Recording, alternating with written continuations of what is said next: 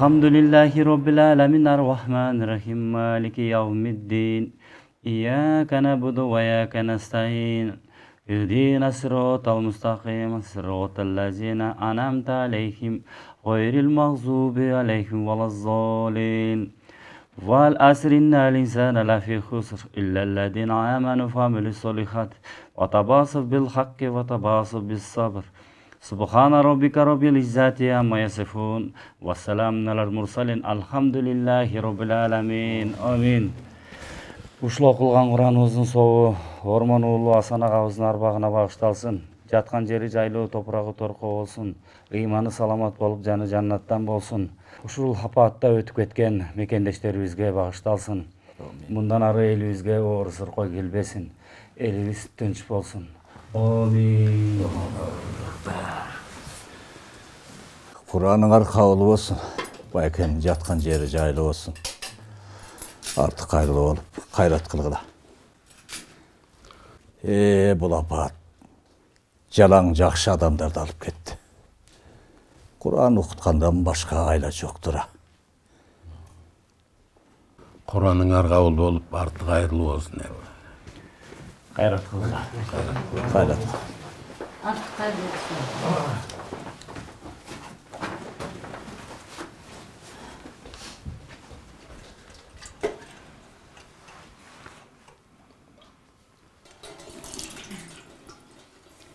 Zor olmasın geçecek.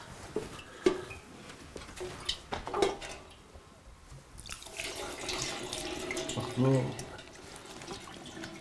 Ömürlü. Şöyle.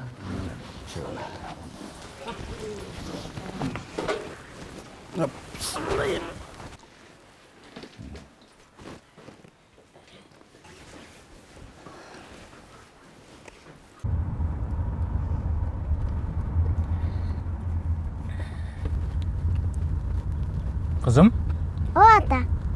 бүгүнкү күн жактыбы сага? Ооба аябай жакты. Буюрса мындай күндөрдү көп жолу өткөрөбүз.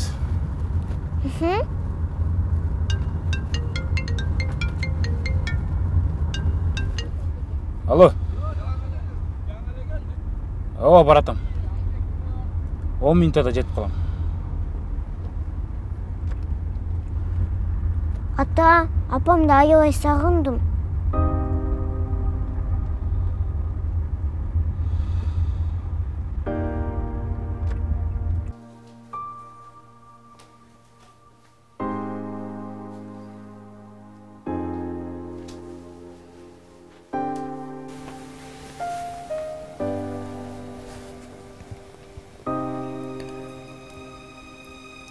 Атам бізді эмнеге мынча жерде таштап кетти?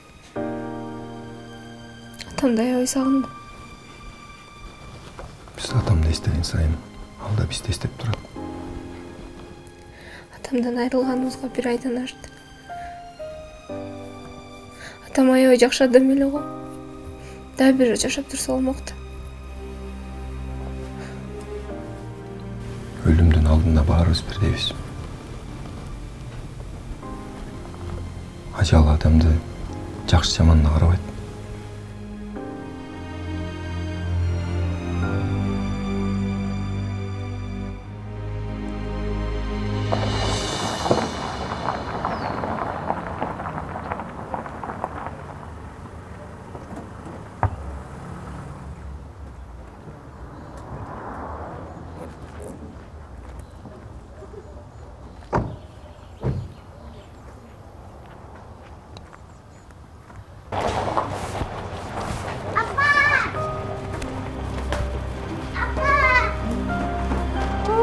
Canım benim canım. Karangız adama sonra kukla satıp verdi. İyi, okumuş koya. Кандайсың? Қандай салыңар? Жакшы. Сураганын баарын алып бердим. Ойнот.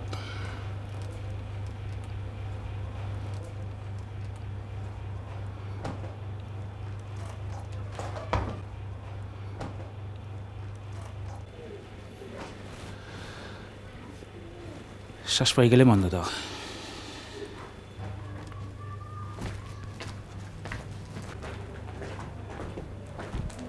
Сен мурунку күйөөң ушулбу? Жашына кайлан эме экен го, эмнеге ажырашып кеттиңер?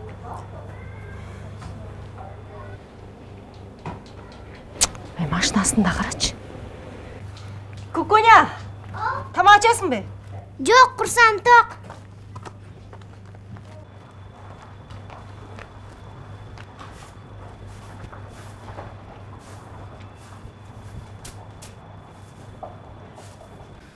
Қызым, атаң сенің білім алышыңа еш уақытта қаршы болған емес.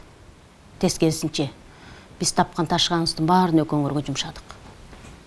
Атаң сілерді еш нәрседен кем болбосын деп, китеп дептериңерди кийим кечиңерге өзүнүн айлыгынан катып койчу.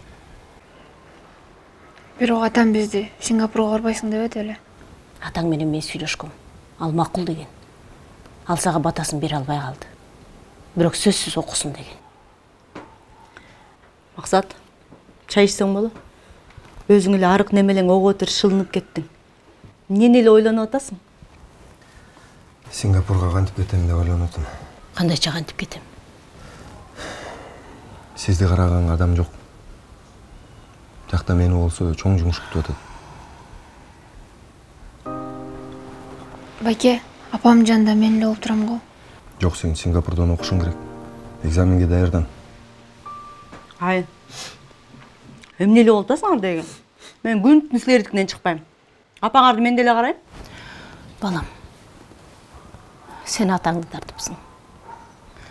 Атаң да мени жанынан жарым карыш чыгаргысы келчү эмес. той топурда, айылда ар дайым чогуу болчубуз.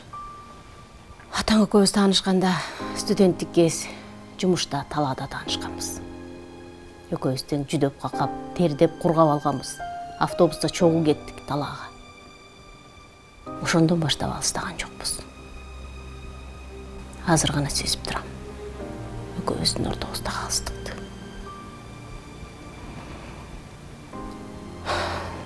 Ошол биз таанышкан талаа ар дайым түшүмө кирет.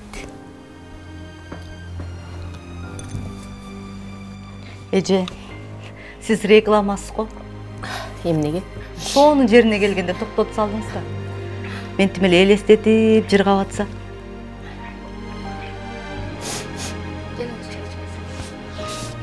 Апа, мен сизди таштап кетпейм. Чогуу ала кетем, болбосо өзүм калам. Атам кетти. Жоопкерчилик эми менде. Мага эч кабатыр болма балам. Кете бер. Ай, кетсеңер мен деле ала кеткилечи. Мен деле эл жер көрүп келейин кичине, я. Ала кетесиңби? Я.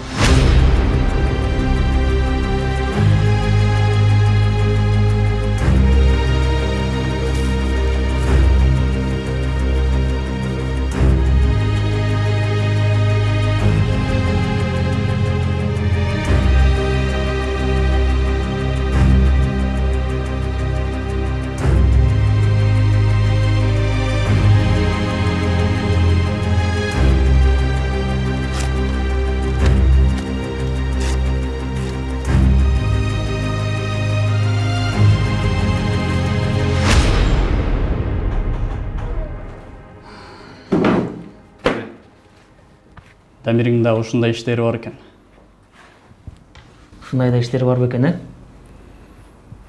Ооба, тилекке каршы. Бирок бул иш давно жабылган. Арыз жазгандар арызын кайра артка алышкан. Муну да кандай кылсак болот я? Бул азыр бүт айылдын добушун сатып алмай болду. Туура. Менин туугандарым мында да келишиптир. Акча сунушташыптыр. Муну аягына чыгайын деп атасыңбы? Туугандарың эмне дептир? Анысын кайдан билейин? Кандайсыз? Жакшы, кандайбыз? Кандайсыз беке? Кандайсың? Тунусукту бар болбой эле койбойсуң. Тамак алып келдим бизге.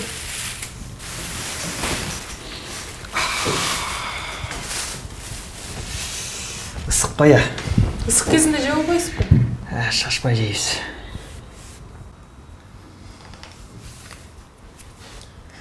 Максат менен сүйлөшүп атасызбы? Сүйлөшүп атам. Ал азыр шайлоо пайлоодо базы кол бошобой жүрөт окшойт.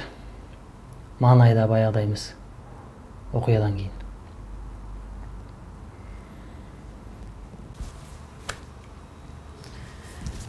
Мен кете берейин энди.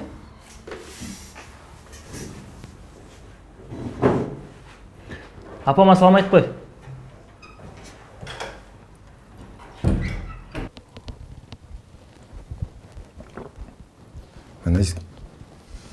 Негизи экзаменге даярданып атканда концентрация керек.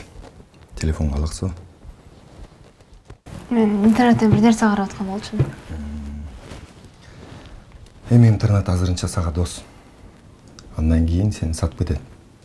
Анткени мугалимдердин жанынан колдоно албай каласың да. Ошондуктан кел кофеден ичип, кунт коюп, өзүңдүн билген билимиң менен даярдансаң жакшы болот. Силердин убагыңарда интернет жок болчу да? Мен окуп жүргөндө башкачараак болчу. Интернетте жай болчу. Но зато Алия деген кыз бар болчу. Мээси Википедия. Анда мейли. Игилип жакшы даярдан,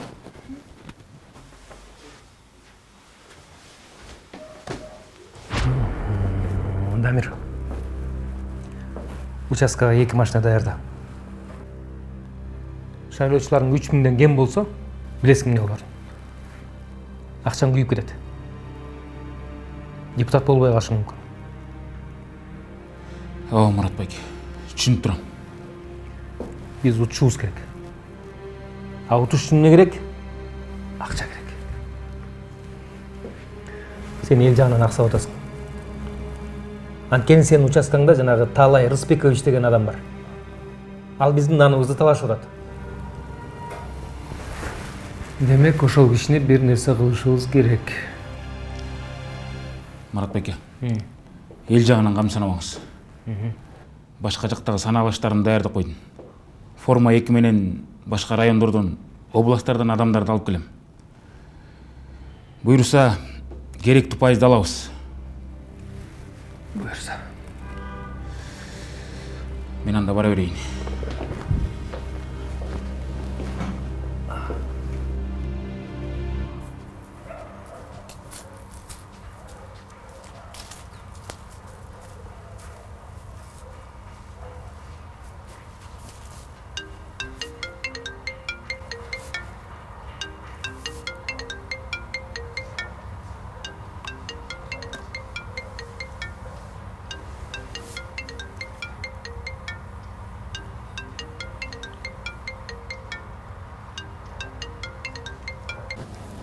Ассалаумалейкум. Алейкум ассалам. Келіңіз. Не аласыз? Bir дарбыз беріп қойшы. Чоңынан, ә? Болау? Болады, ташыл болады. Болау? Болады.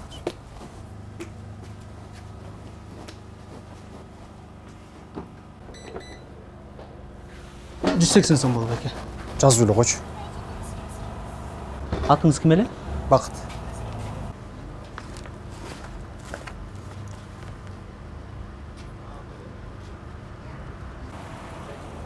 Қарызға жазылғандар көйіп кеттір, ә? 20 000 сомнан ашып баратат. Сатпайсың ба? Нені? Алдыға дептеріңді. Анан? Анан ұша қалған сен проблемамыз. Қарыздарды бүт есептеп чық. Қарызды да төлейім, үстіне 10 000 сом қош берем. Анан бұл тізмедегі адамдарды мажбурлап, өзіңірге шайлатасыңар да, Білем мен сен кім екеніңді. Білсең ошол. Біздегі кишилермен дос болсаң өзіңе жакшы болот. Келе. Мен өмірімде бір чоң ката кетиргем. Башка кайталабайын деп өзүмө сөз бергем. Дептер сатылбайт. Ойлонуп көрчү, алдыгы карызга жазылгандар көпчүлүгү сага төлөбөй кетет. Карыз бардын ырысы бар. Бул дептердеги адамдардын бардыгы күнүмдүк тамак деп жашап жүрөт. А бирок ошол күнүмдүк тамак үчүн мамлекеттин келечегин сатат деп ойлосоң жаңылышасың. Мен жазбайлы койчу. Сдачың кереги жок.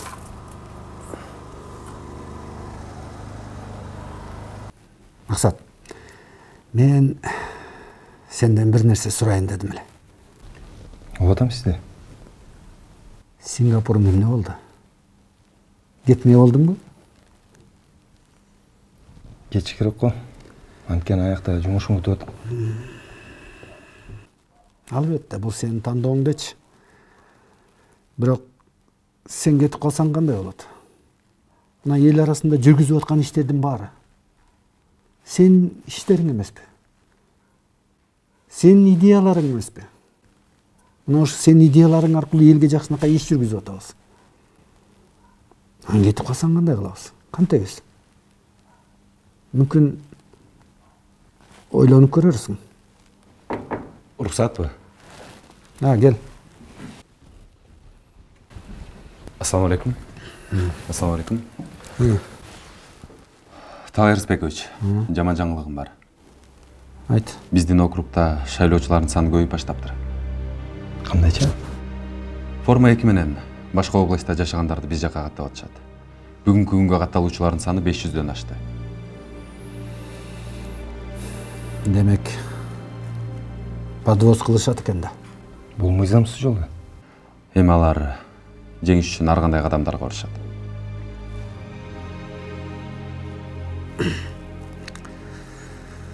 İşteyли. Oturganга убакыт жок. Баргыла. Жарайт. Ишти жүргүзө бергиле. Таалай Рысбекович. Дамир, чакырдың беле? Кел. Отурчу. Тиги Таалай Рысбекович жөнүндө эмне маалымат бар сенде? Азырынча маалымат жок. Не бир нерсе болду? Акча таратпай элеби? Менин билишимче жок. Эми бүт эле жакта биздин балдар жүрбөй. Бирок элдин баары Таалайды колдогон сотот. Анысы бар. Максат жүрбөйбү тиякта. Максат.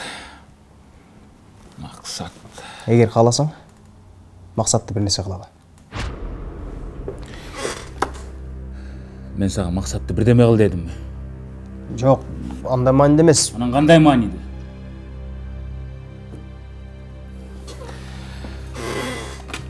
Бардык участкаларды караган адамдар менен дагы бир жолу сүйлөшүп чык. Абалды сура. Өзүбүзгө ишенимдүүрөөк бололу. Макул. Паспорттар эмне болуп атат? Чогултуп атасың? Паспорттун данныйлары мага келип атат.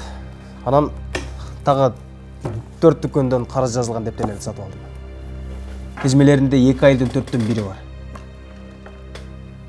Бирок көпчүлүгү сатпай атат.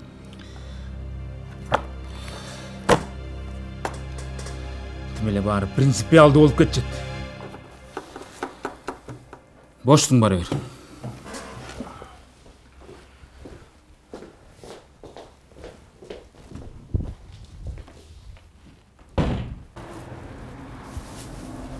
Көрүнбөй кайда кеттиң? Келбей калдың го? Иштер менен эле.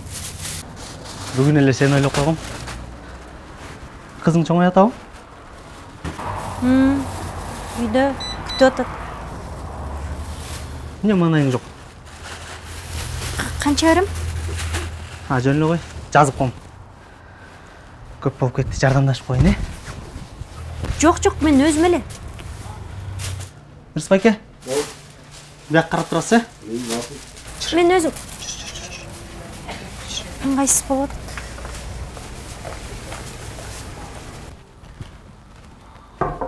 Рұқсат? Да. Отур.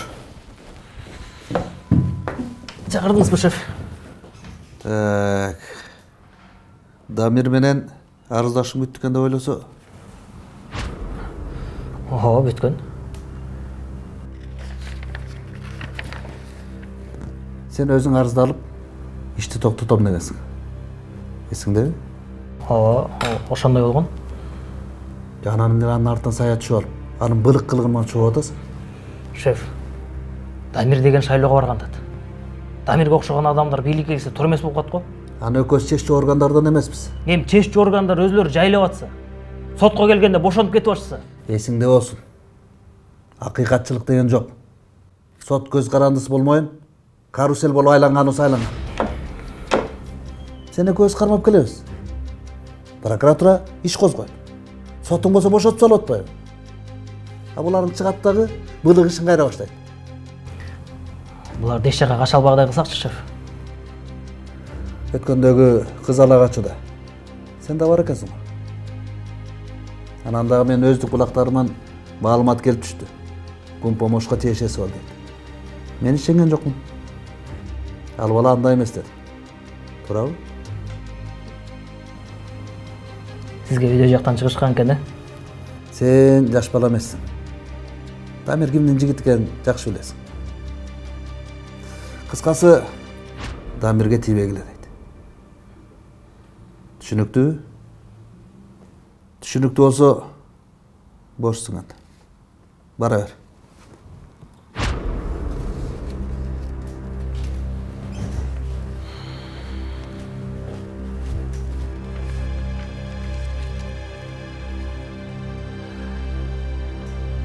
Сени кыйнап койдум окшойт, Жок, жеңил эле экен.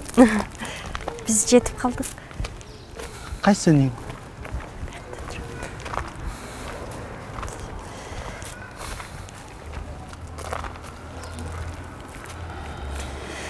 Кызым экөөбүз өзүнчө турабыз. Кандайча? Ажырашып кеттим. Кыйналган жоксуңарбы? Эми кызымды курстарга берсем, өзүм иштесем, бир аз жеңил болчудай. Болбосо кыйын экен. Азира, эгер жардам керек болсо тартынбай эле айт, Кел. Жиргиз койгун.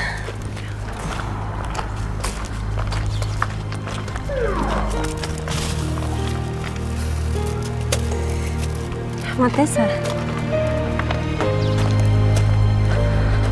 Ооба, сүйлөй алам. Ай эмне болду? Компания бардык кагаздарга кол коюп жатат. Ушул жылдан баштап ал компания бизге карайт. Сенин катышууң керек.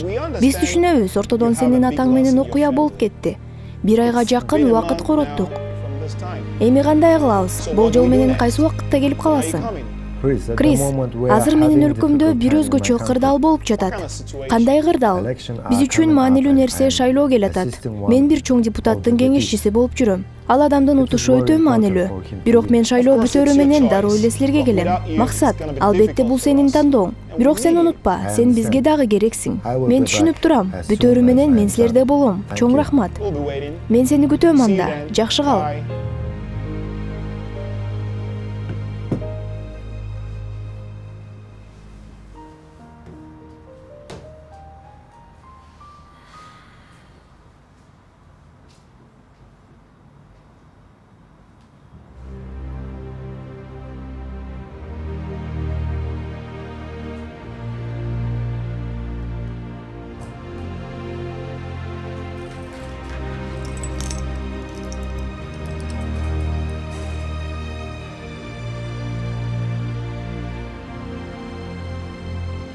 Для того, чтобы у вас были счастливые взаимоотношения, вам нужно знать 3 вещи, которые реально разрушают близость.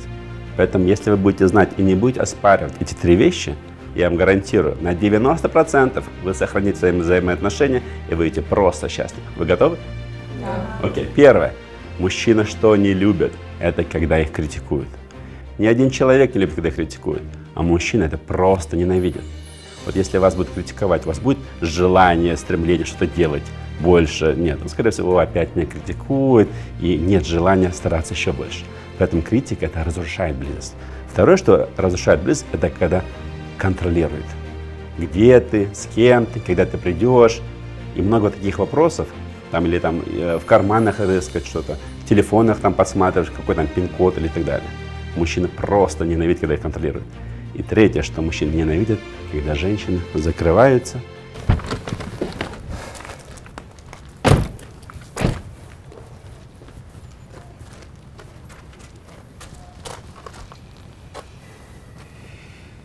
Не oldu? Жакшы элеби баары? Жакшы эле. Сенин келечекке деген кандай пландарың бар?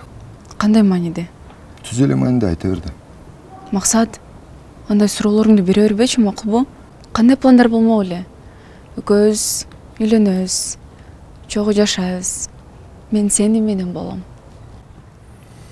Эгерде сен мени менен болсоң, мен жумуштарым чыкканда, эмне сен таарына бересиң, мени колдобойсуң, же мени менен көңүл ачканга эле ыңгайлуу? Эмне деп атасың, Максат? Мен андан оор күндөрдү башыман өткөрдүм. Сен жанында болгон жоксуң. Болгоно гана бир жолу чалып койдуң. Баягыда да мен сенден качкан эмесмин. Акыркы жолу жолукканыбызда атам бир кызга кудалап койгонунан албайм деп сага келсем, сен окуйм дедиң, карьера дедиң. Эки жерден колдоо таппай мен Сингапурга учуп кетип калгам. Ошондон улам атам менен менин мамилем бузулду. Камила, менин оюмча экөөбүздүн жылдызыбыз келишпейт. Мен аракет кылып көрдүм. Бирок экөөбүз бөлөк экенбиз. Максат, мени угуп койчу. Мен сага түшүнүктүү эле айттым го дейм.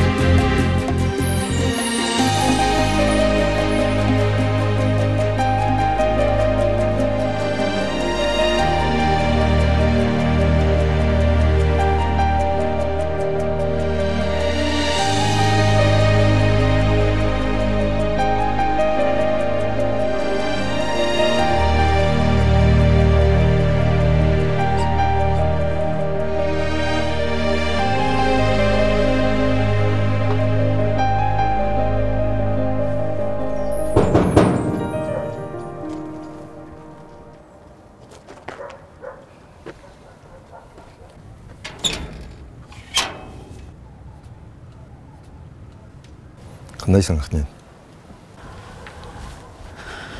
Жакшы. Атаң арты кайрылуу болсун. Бара алган жокмун, кечирип кой. Сен келгенге милдеттүү эмессиң. Аябай жакшы киши болчу. Туура эмес нерсе кылып алсам кечирип кой. Өзүм үчүн дагы күтүлүүсүз нерселер болуп кетти. Акыркы күндөрү көп нерсени түшүндүм. Камила экөөбүз 7 жыл мурун сүйлөшүбүз. Азыр ал экөөбүздүн ортобузда эч нерсе жок. Чынында эч нерсе жок. Түшүндүм. Мен кире берейин анда.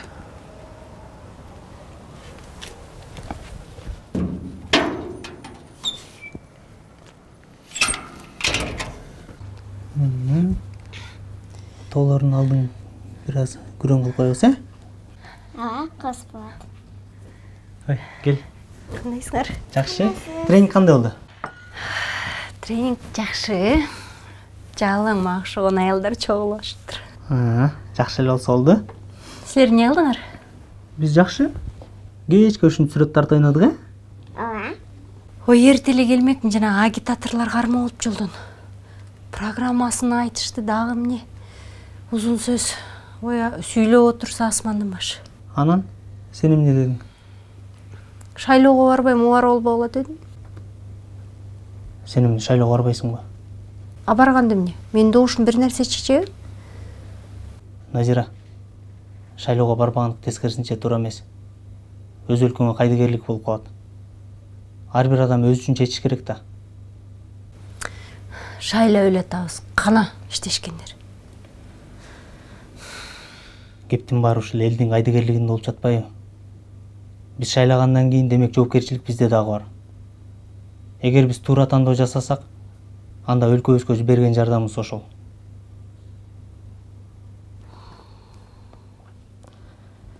Кой, мен кетейин, Эртең да келип кухняны ойноп турам, Пока.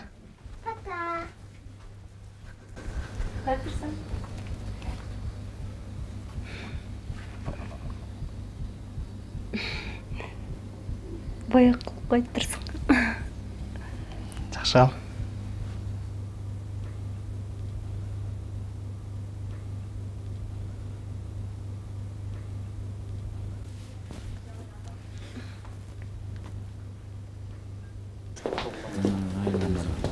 Мен түшүнгөн жокмун, бул эмне кылганың?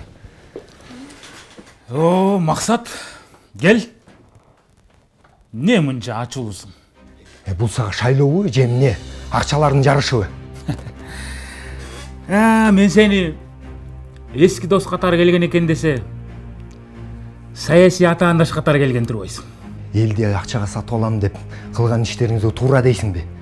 Сен өзүңдүн кызың жөнүндө ойлондуңбу? Келечеги эмне болот деп? Кандай өлкөдө чоңоет деп? Кандай жашайт деп? Сен калп эле кыйын боло бербечи, макулбу? Сен түшүнгөн жоксуңбу? Бул системага эч ким каршы чыга албайт. Мен эле эмес, баары тең ушундай кылып атышат. Мен жашоом башкача, сеникине окшош эмес. Үй бүлөм дагы башкача. Үй бүлөм башкача, шартым башкача дейсиң. 15 жашында жетим калган Жусуп деген баланын окуясын айтып берейин сага. Атасы тифтен каза болуп, апасы 7 бир тууганы менен атылып кеткен. Жалгыз иниси менен өркөндөн кайтып келип, жылкышы болуп иштеп, коро шыпырып жан баккан. Экөөбүздүн жаш кезинде 26 жашында мамлекетти түптөп, элдик комиссарлары кеңешинин төрагасы болгон. 38-жылы эмне үчүн атылып кеткен билесиңби? Союздун бардык өлкөлөрүндө ачарчылык болуп турганда, партиянын буйругуна каршы чыгып, кыргыз элин ачарчылыктан сактап калгандыгы үчүн. Жусуп Абдрахмановдун өмүр баянын мага эмнеге айтып атасың? Биздин аталар экөөбүздөн жаман жашаса дагы, жигитчилиги менен, намысы менен элди, мамлекетти астыга сүйрөгөн. Атылып кетерин билсе дагы, элин аман эсен сактап калайын деп ойлогон. А сендейлер тескерисинче өз элин сатып алып, кайра сатайын деп жатасыңар. Эмне Кыргызстандын бүт байлыгын сыгып алып, чөнтөңөргө салып алып жүрөйүн десиңерби? Андай болбойт. Эл азыр силер ойлогондой макул эмес. Эми а дейсиң, бу дейсиң, баары бир. Шайлоодон биз жеңип чыгабыз. Кеп менде эмес, Темир.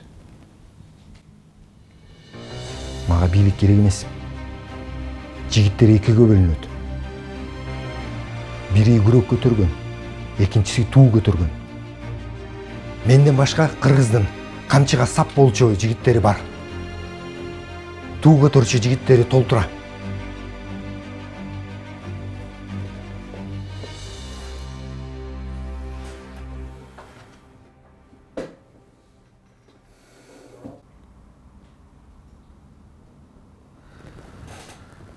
Ушинтип эле кетип каласыңбы? Кечине ачып алдырууга отурбайсыңбы? Шеф, ушул убакка чейин кеп кеңешиңизди берип, каталарыма көз жумуп келгениңизге рахмат. Жай эгерде сен күн помошко сарсанаа болуп атсаң, андан кабатыр болбой эле кой. Баары эле туура түшүнүп атат. Кырдаалга жараша туптуура иш кыласыңар. Жок, шеф, кеп анда эмес. Мен башында ушул жумушка өлкөмө чын дилимден кызмат кылайын деп келгем. Бирок андай болгон жок.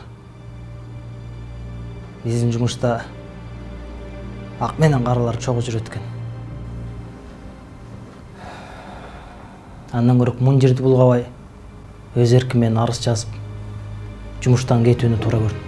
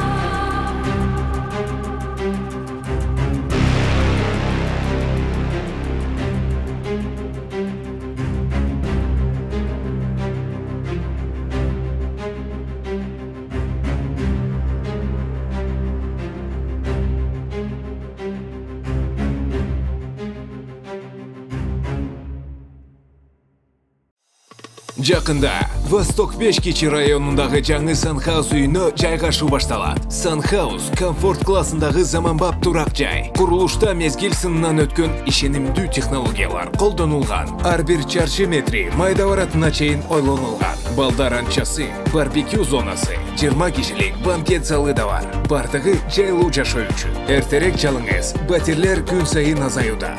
Делмар Групп, сапаттуу жана ак ниет курулуш.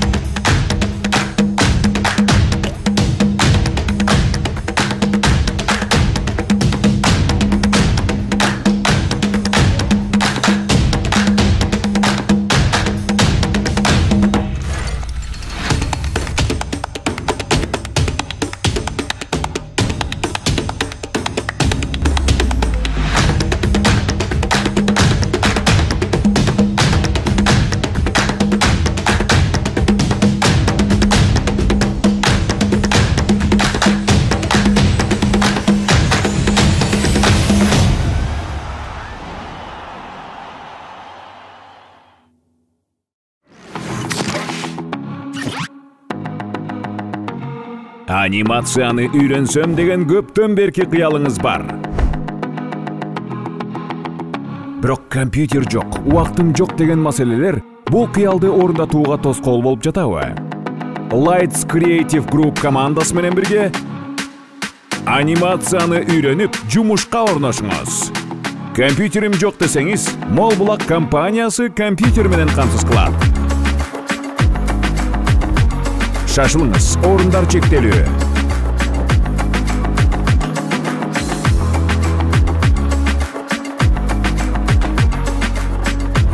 Кыялдарды орундатууга убакыт келди.